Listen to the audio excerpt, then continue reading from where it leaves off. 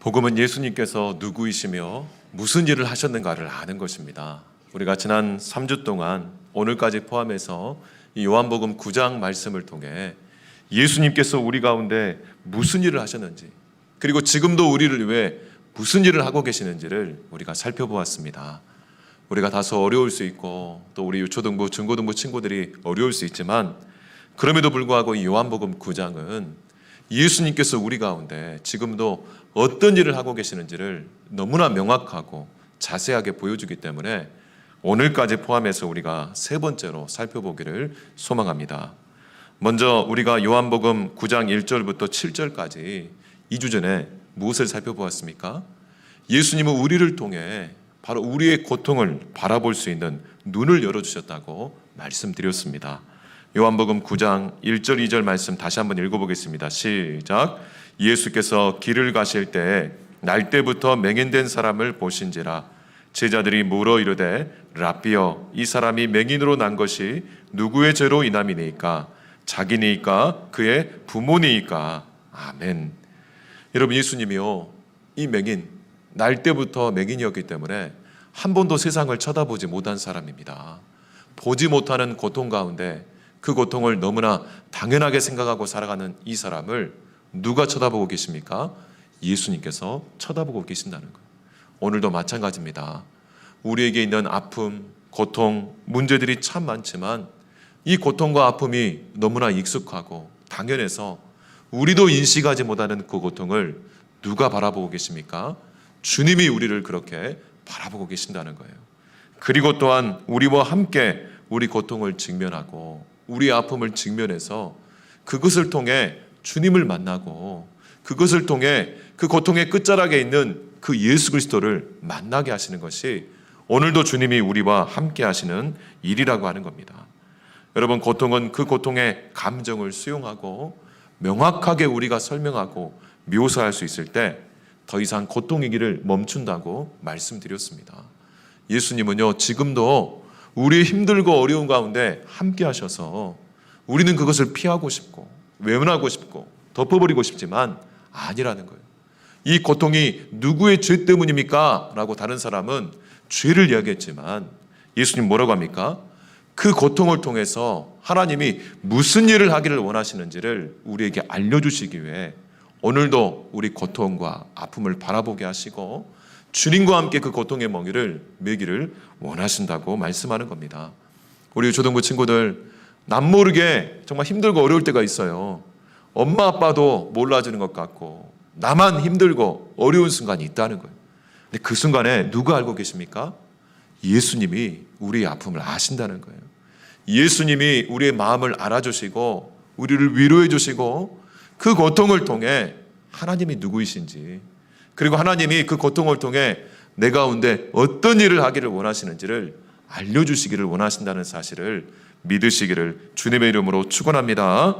그러므로 한 사람의 진정한 변화와 성숙은 자기에게 임한 이 고통을 어떻게 바라보고 그것을 어떻게 해석하고 그것을 어떻게 직면하느냐에 달려있다고 말씀드렸습니다. 여러분, 이 날 때부터 맹인에게 예수님이 뭐라고 말씀하셨습니까? 실로암 연못에 가서 씻으라고 하셨어요. 이 실로암의 뜻은 보냄받은 자라는 뜻인데, 이 보냄을 받았다는 것은 누구를 이야기합니까? 요한복음 1장부터 8장까지 예수님은 자신을 하나님께 보냄받은 자라고 계속해서 말씀하셨습니다. 그러므로 이 실로암 연못이 상징하는 바는 누구입니까?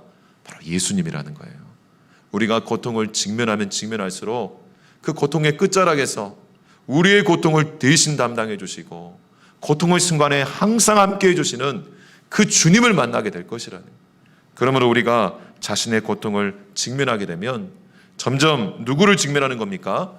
예수님을 직면하게 되어 있고 예수님을 만나게 되어 있고 예수님을 통해 정말 놀라운 회복과 치유를 경험할 줄 믿습니다. 두 번째로 예수님은 우리 가운데 어떤 일을 하신다고 말씀드렸습니까?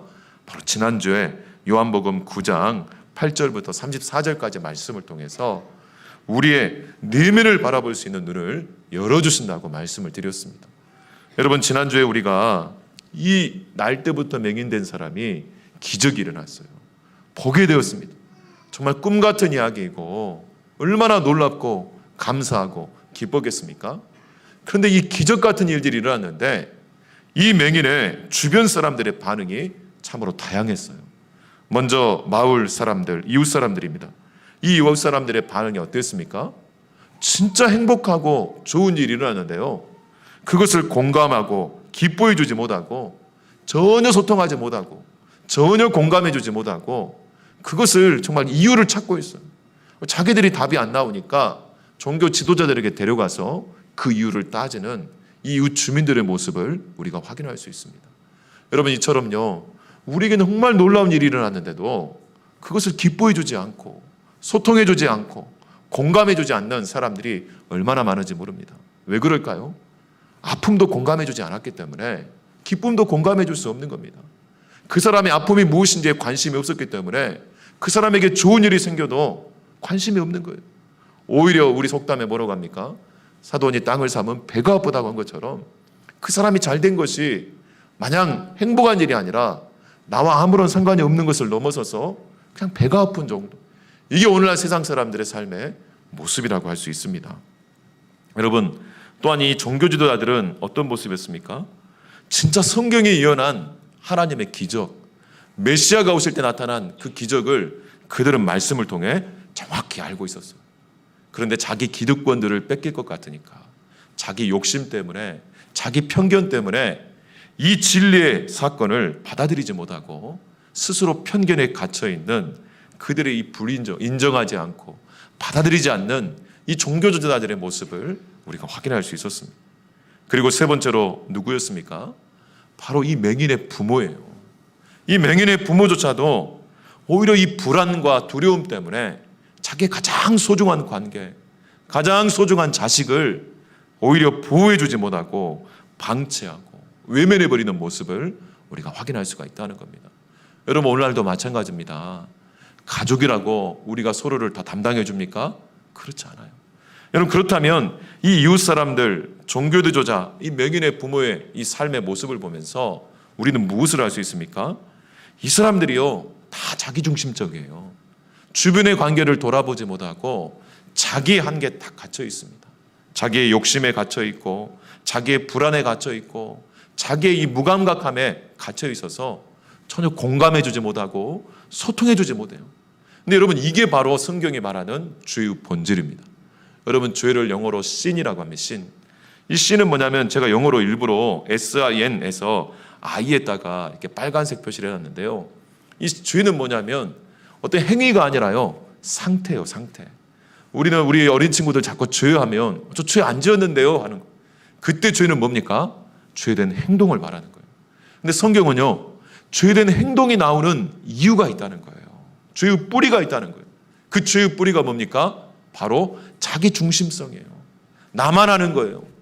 이기적인 거예요.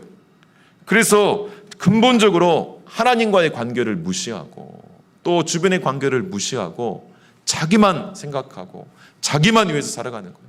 자기 중심이기 때문에 가족도 오히려 이웃도 주변에 어떤 일이 일어나도 전혀 공감하지 못하는 겁니다. 여러분, 우리가 이 트리키의 이 지진 사건을 보면서 왜 우리가 적은 물질이라도 이렇게 나누려고 노력하고 있습니까? 주변에서 아파하고 고통하는 사람들을 바라보면서 우리가 공감하는 훈련을 해야 돼요. 소통하는 훈련을 해야 돼요. 왜 우리가 신앙생활하면서 이렇게 우리 시간을 내어서 이렇게 헌신하고 봉사하고 또 우리 물질을 들여서 하나님께 헌금을 드리는 훈련을 합니까? 바로 내 자기중심성을 극복하기 위해서. 이게 죄의 본질이고 실체이기 때문에 그렇습니다. 여러분, 나눔지 여러분 뒷장을 한번 봐주시겠습니까? 여러분, 나눔지 뒷장을 보시면 이 나무가 하나 있습니다. 제가 부랴부랴 이렇게 자료를 구해서 하다 보니까 그림이 좀 엉성한데, 여기 보시면요, 세상이 말하는 죄의 모습이 다 달라요. 일반적으로 사회 규범이 말하고 도덕과 윤리가 말하는 법에서 다루는 죄는 뭡니까? 이 죄의 열매들이에요.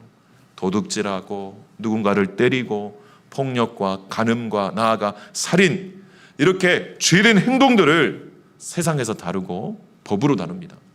그런데 이 죄된 행동이 나오게 된 그 마음이 있다는 거예요. 마음. 이 마음의 영역을 어디서 다룹니까? 세상 종교에서 다뤄요. 세상에 많은 종교들이 있지 않습니까? 그래서 이 마음을 어떻게 바로잡고 이 마음을 어떻게 훈련하고 다스리느냐, 이게 세상 종교가 다루는 영역입니다. 그런데 성경은요, 이 마음을 넘어서서 이 죄의 뿌리가 있다는 거, 뿌리. 그 뿌리가 뭡니까? 자기중심성이라는 거예요. 자기밖에 모르는 마음이라는 거예요. 자기에게 갇혀 있어서 주변 관계를 돌아볼 수 있는 여유가 없고 돌아보고 싶지도 않고 그 관계의 시작이 되시는 하나님과의 관계를 무시하고 오히려 반역하고 자기가 왕이 되어서 자기 마음대로 살겠다고 하는 것이 이 죄의 뿌리, 바로 우리 복음이 다루는 영역, 우리 기독교가 다루는 죄의 본질이 바로 여기에 있다는 거예요. 여러분 한번 생각해 보십시오. 우리 각자가 다 왕이에요. 자기 중심으로만 살아가요. 그러니까 여기 한 곳에 100여 명이 있는데 100여 명이 다 자기가 왕 되겠다고 반역하고 싸우는 순간 이곳이 지옥이 되어버리는 거예요. 지옥이. 그런데 하나님이 우리의 왕이 되시고 우리가 그분을 섬기면서 서로 사랑하고 양보하고 헌신할 때 이곳이 천국이 되는 겁니다. 믿으시면 아멘. 그러므로 이 죄의 본질을 다루지 않으면 다른 행동에 대해서 아무리 다뤄도 뿌리가 잘못됐는데 죄의 열매를 없애기 위해서 계속 몸부림쳐 보십시오. 이게 세상의 종교와 철학의 한계라는 거예요. 이 죄의 뿌리를 다뤄야 한다는 거예요. 죄의 뿌리. 그래서 여러분 한번 생각해 보십시오. 우리가 상식적으로 과학적으로 생각해 봐도 내가 스스로 태어났습니까? 아니에요. 누군가의 도움으로 우리가 은혜로 이 땅에 태어났어요. 태어난 우리가 살아가는 이 세상을 내가 만들었습니까? 아니에요. 누군가가 이미 이 세상을 만들어 놨어요. 내 스스로 태어난 것도 아니고 내가 살아가는 세상을 내가 만든 것도 아닌데 내가 왕이라는 거예요. 내가 주인이라는 거예요. 내 마음대로 살겠다는 거예요. 이게 바로 반역입니다. 반역. 이게 바로 죄의 본질이라는 거예요. 그래서 이 반역죄가 바로 로마 시대의 십자가 형벌이에요.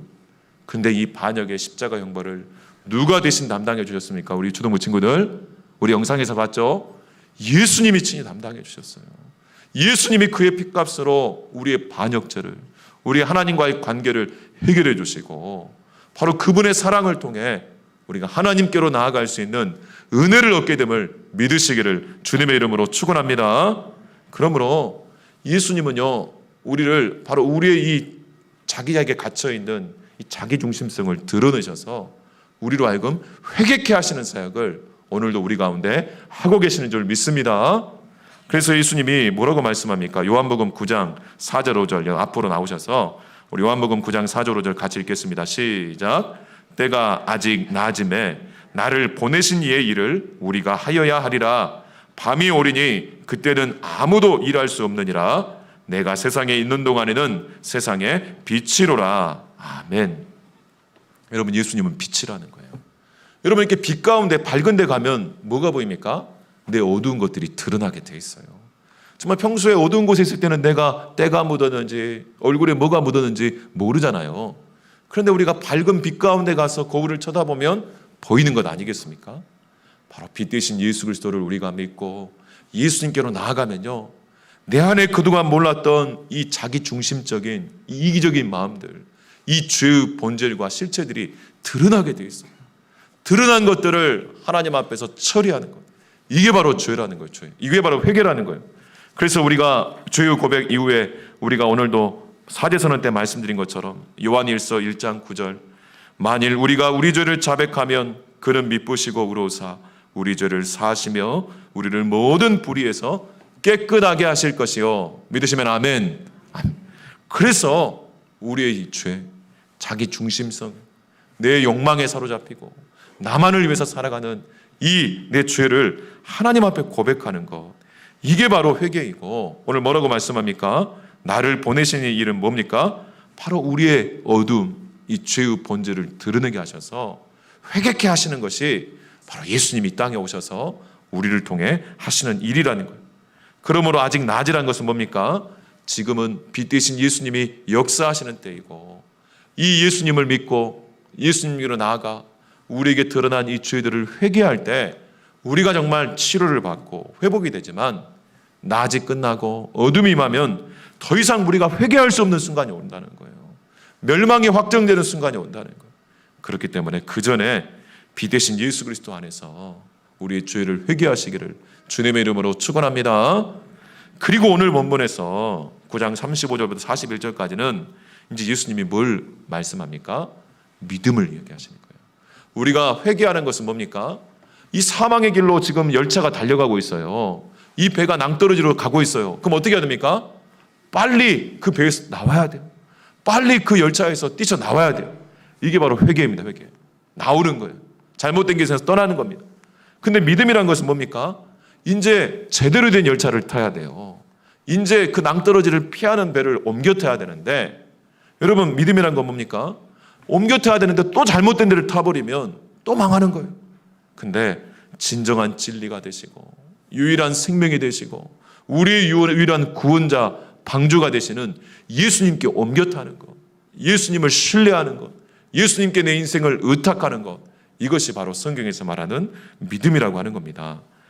요한복음 9장 35절 말씀 우리 같이 읽겠습니다. 시작. 예수께서 그들이 그 사람을 쫓아냈다는 말을 들으셨더니 그를 만나서 이르시되 내가 인자를 믿느냐? 아멘.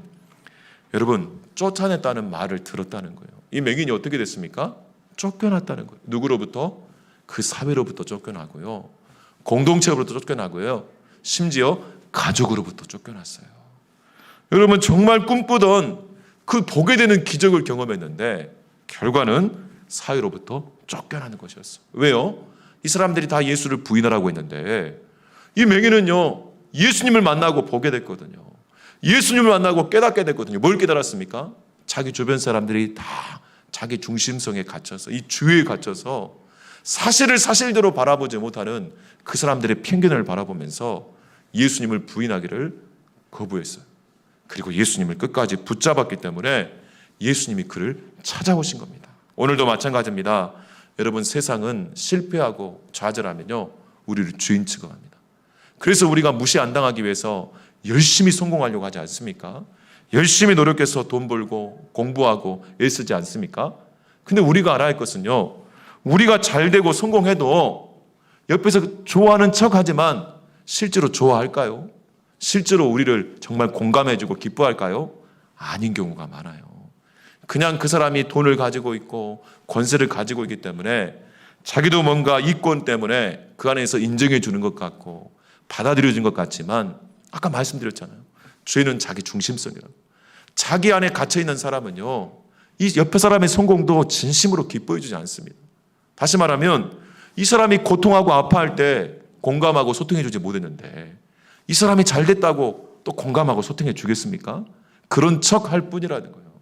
그러므로 여러분, 세상 가운데서 우리가 성공한다고 그것으로 우리 인생을 보상받고 그것으로 우리가 행복해지느냐? 아니라는 거예요. 그러면 우리가 진짜 행복해지는 것은 뭡니까? 내가 쫓겨나든 쫓겨나지 않든, 내가 이 땅에서 잘 되든 잘 되지 않든 한결같이 우리 곁에서 우리를 붙들어주고 우리와 소통하고 우리와 공감해주며 우리의 곁을 지켜주고 우리와 함께 울고 함께 웃어주는 그 진실한 관계가 있을 때, 그때 비로소 우리 인생을 행복하고요, 거기에서 인생의 온전한 만족을 누리게 된다는 겁니다. 그런데 누가 그렇게 해주십니까? 오늘 로마서 5장 8절 말씀 우리 같이 읽겠습니다. 시작. 우리가 아직 주인 되었을 때 그리스도께서 우리를 위하여 죽으심으로 하나님께서 우리에 대한 자기의 사랑을 확증하셨느니라. 아멘. 여러분, 우리는 모르지만 우리는 우리의 죄의 결과로 결국 자기 죽음으로 이 값을 치러야 돼요. 이 죄의 하마르티아라는 이 히브리어는 바로 빚이라는 뜻을 갖고 있습니다. 하나님을 반역한 결과, 하나님을 무시한 결과, 생명의 근원이 되시고 생명의 능력이 되시는 하나님을 우리 스스로 거부하고 무시하고 딱 닫아버렸어요. 단절시켜버렸어요. 그럼 그 결과는 뭡니까? 사망이에요. 그런데 그 단절된 관계를 회복시키기 위해 내 고통의 자리에 찾아오셔서 나와 함께 해주시고 내 고통을 대신 담당해 주시고 바로 내가 달려야 될 그 저주와 반역의 자리, 그 십자가 자리에 바로 예수님이 친히 담당해 주시며 우리에게 한결같은 사랑과 은혜를 베풀어 주시는 그 예수님을 우리가 알고 그분을 믿고 그분을 의지할 수 있으면 거기에서 우리가 인생의 참된 만족을 누리게 되고요. 그리고 우리는 이미 만족한 상태에서 바로 많은 사람들, 아직도 불행 가운데 세상에 성공하면 정말 행복할 것으로 착각하고 살아가는 사람들에게 이 주님의 사랑을 전하고 주님의 사랑을 실천하기 위해 오늘도 우리가 정말 최선을 다해 공부하고 노력하는 것이지 세상 사람들처럼 행복을 찾아 우리가 애쓰고 노력하는 인생이 아니라는 겁니다. 우리가 예수님을 만나면 즉시로 행복해질 줄 믿습니다. 믿으시면 아멘. 어제 우리 이 예배당 오전에 예배당에서 우리 개척교회 충청, 호남, 우리 또 광주 이 개척교회 목사님들 그 청년들이 와가지고 이렇게 교사 교육을 했습니다.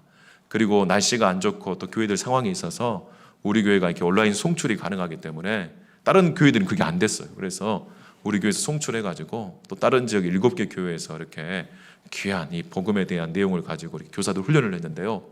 전 개인적으로 너무 은혜를 받았어요. 나중에 그분을 한번 우리 교회 모셔야겠다 싶은데 눈물이 많이 났어요. 왜 눈물이 났냐면 복음 때문입니다. 복음 때문에. 어제 그 목사님이 한 예화를 드는데 참 인상적이었어요. 여러분 어렸을 때 학교 앞에서 파는 병아리를 한번 사보신 적이 있습니까? 저는 사본 적이 있습니다. 거의 해마다 샀던 것 같아요. 그래서 가장 길게 키웠던 것이 한 달 정도 됩니다. 근데 그 목사님이 이야기하기를 여러분이 학교 앞에서 파는 병아리들은요 다 이미 하자가 있어서 그냥 놔두면 죽을 병아리들만 갖다가 판다는 거예요. 근데 그것을 너무나 잘하셨던 이 목사님의 외할아버지가 바로 그 병아리를 가지고 키우시는데 정말 장성한 닭까지 장닭까지 그렇게 키우셨다는 거예요. 어떻게 그렇게 키우신지 아십니까? 이 병아리를 위해서요 시장에 가서 건강한 병아리들을 여러 마리 산 거예요. 그리고 건강한 엄마 닭을 또 산 거예요. 성인 닭들을 산 거예요. 그래서 이 한 병아리를 위해서 닭장을 짓고 여러 건강한 병아리들, 건강한 어른 닭들을 다 함께 키운 거예요. 그러니까 거기에서요 이 병든 병아리가 어떻게 먹이를 먹어야 되는지, 어떻게 물을 먹어야 되는지, 어떻게 자기가 살아갈 수 있는지를 그 공동체에서 함께 배운 겁니다. 그랬더니 건강한 닭들과 함께 건강하게 큰 겁니다. 어떻게 보면 이 병든 병아리 한 마리를 위해서 과한 대가를 지불한 거죠. 근데 여러분 예수님이 우리를 위해 하시는 일이 바로 이것이에요. 나 한 사람을 살리기 위해 하나밖에 없는 독생자 예수 그리스도를 그 생명을 우리에게 내어주시고, 그리고 나 한 사람을 살리기 위해 이 지난 70년 전에 이곳 이서 지역에 이석교회라는 하나님의 공동체를 세우셔서 예수를 믿고 구원받았지만 나 혼자 있으면 사그라들 뿐이에요. 그런데 이렇게 함께 앞서서 어떻게 기도해야 되고, 어떻게 말씀 봐야 되고, 어떻게 하나님 앞에 나아가 하나님과 이 관계를 누릴 수 있는지 우리에게 가르쳐주는 이 귀한 공동체를 이미 하나님께서 우리를 위해 예비해 주시고, 또 앞으로 이곳에 올 수많은 천하보다 귀한 영혼들을 위해 이렇게 준비시켜 주시는, 이것이 바로 주님이 오늘도 우리를 위해 하시는 일이고, 이것이 바로 오늘 교회가, 우리 교회가 이 지역 가운데, 이 땅 가운데 해야 될 일이라고 말씀하시더라고요. 참 저도 참 공감이 되고 눈물이 나더라고요. 여러분 나눔지 마지막으로 뒷장을 또 보시면, 여러분 우리의 신앙 성장 과정을 제가 한 책을 보니까 이렇게 표현해 놨어요. 결국 여러분 우리 신앙은 뭡니까? 내가 얼마나 헌금 많이 하고 얼마나 내 시간을 들여서 애쓰고 이런 표면적인 것은 정말 중요하지만 본질이 아니에요. 우리 신앙의 영적 성장과 변화의 본질은 뭡니까? 바로 예수님과의 관계예요. 예수님과. 믿으시면 아멘. 우리가 예수님과 어떤 관계를 맺고 있는가예요. 이 책에서는 이렇게 4가지로 표현했습니다. 첫 번째는 뭡니까? 그리스도를 알아가는 단계. 나는 하나님을 믿지만 그리스도에 대해서는 아직 잘 몰라요. 그리고 내 삶에서 이 예수님과 관계가 큰 비중을 아직 차지하고 있지는 않지만 알아가는 단계가 있다는 거예요. 초신자죠. 근데 그 안에서 이제 성장하기 시작하는 거예요. 나는 예수님을 믿고 진짜 알아가기 위해서 말씀을 좀 보려고 하고 시간을 내어서 기도 좀 하려고 하는, 이렇게 노력하고 성장하는 단계가 있다는 겁니다. 근데 세 번째는 뭡니까? 그 노력하는 단계를 넘어서 이제 주님을 느끼는 거예요. 친밀해지는 거예요. 그러면서 예수님과 가깝게 느껴지고 날마다 주님을 의지하고 주님과 동행하려고 정말 우리의 마음을 드리는 단계가 있다는 겁니다. 그걸 넘어서도 어떤 단계가 있습니까? 이제는 예수님 중심으로 내 마음에 내가 중심이 되어서 죄 가운데 살아가는 것이 아니라 내 인생의 보좌에 예수님께서 앉으셔서 바로 그분과의 관계가 내 인생을 주도하고 내 인생의 중요한 순간에 결정할 수 있는 그 권리를 주님께 맡겨드리는 예수님 중심의 이 상태가 바로 가장 행복한 상태임을 믿으시기를 주님의 이름으로 축원합니다. 우리 함께 기도하겠습니다. 정말 주님, 정말 예수님과의 우리가 관계를 회복하게 해 주시고 예수님을 알아가고 그 안에서 성장하고 더 친밀해져서 정말 예수님이 내 인생의 모든 주권을 가지시고 푸른 초장과 풀밭으로 우리를 인도하실 것을 믿고서 그것을 체험할 뿐만 아니라 이 너무 좋은 예수님을 나누고 전하는 우리 사랑하는 성도들 되고 우리 교회 되게 해달라고 우리 함께 기도하겠습니다.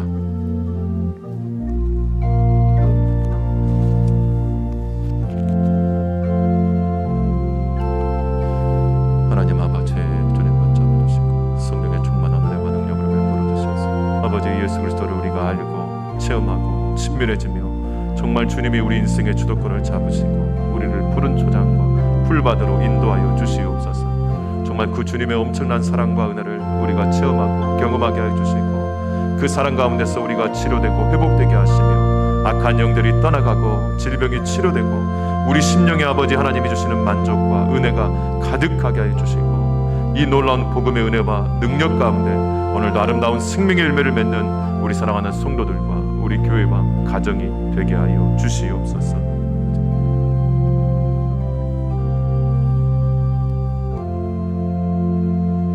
하나님 아버지 감사합니다. 주님 진심으로 사랑하시는 우리 귀한 성도들, 오늘도 이 거룩하고 복된 주일에 예배드리기 위해 이렇게 모이게 하여 주시고 은혜로 바라보게 하여 주심을 감사합니다. 정말 한결같이 우리가 어떠한 상황과 환경 가운데 있을지라도 우리와 영원히 함께 하시며 우리의 고통과 아픔과 기쁨까지도 공감해 주시고 함께 해 주시는 그 주님의 놀라운 사랑과 은혜를 날마다 체험하는 자가 되게 하여 주시고 예수님을 알아가고 친밀해지고 나아가 예수님이 우리 인생의 중심 보좌에 앉으셔서 모든 것들을 주관하여 주시고 다스려 주시고 책임지시는 것을 우리가 체험하고 경험하게 하여 주시옵소서.